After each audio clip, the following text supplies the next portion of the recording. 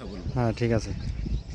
আমি এখন নওগাঁ জেলার ইতিহাস ঐতিহ্যের একটি প্রসিদ্ধ স্থান আলতা দিঘির টাওয়ারে। এটি বন বিভাগের থেকে তৈরি করে দেওয়া হয়েছে। যারা পর্যটনের আসে, যারা দর্শনার্থী আসে এখানে এলাকায় ঘোরার জন্য, তারা এই টাওয়ারের উপর থেকে মনোমুগ্ধকর দৃশ্য তারা দেখেন এবং প্রশান্তি লাভ করেন। আজ 7ই ফেব্রুয়ারি শনিবার 2026 আমি গাইবান্ধা থেকে নওগাঁ এসেছি। নওগাঁ বাস টার্মিনাল থেকে এইখানে এসেছি। প্রথমে নওগাঁ টার্মিনাল থেকে এইখানে ধামরাই হাট নামক স্থানে নামি। এখান থেকে ভ্যান যোগে এই স্থানে আসতে হয়।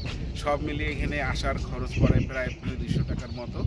আর এখানে ভালো ভালো হোটেল রিসোর্টও রয়েছে, যেখানে আপনারা অবস্থান করে এই নওগাঁ জেলার প্রসিদ্ধ স্থানগুলো আপনারা ঘুরে দেখতে পারেন।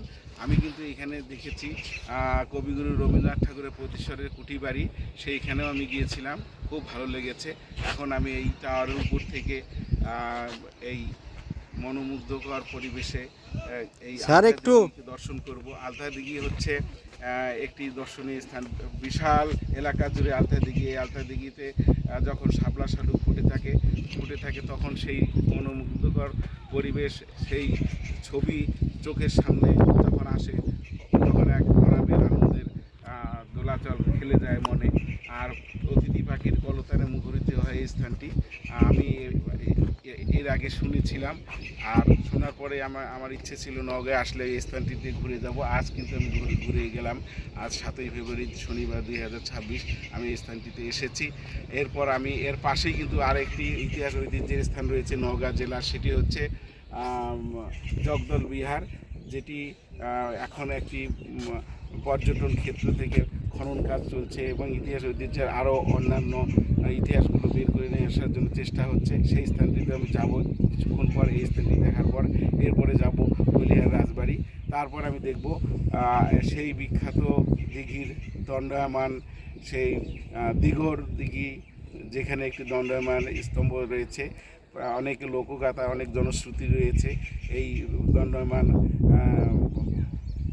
দৃশ্যটাকে দেখে আমি আপনাদেরও দেখানোর চেষ্টা করব। সেই স্থানে আমি যাব। এখন আমি ঘুরে দেখাবো এই নওগাঁ জেলার ধামরাইহাট পার হয়ে এসে এই সুন্দর মনোমুগ্ধকর পরিবেশে এই আলতা দিঘি আমি সবাইকে আরও সুন্দরভাবে দেখানোর চেষ্টা করব। আজ 7ই ফেব্রুয়ারি শনিবার 2026 আজকে আমি এখানে এসেছি। আমার এক ভাই আমার এই আলোকচিত্র ধারণ করছে, তাকে ধন্যবাদ, অভিনন্দন জানাই।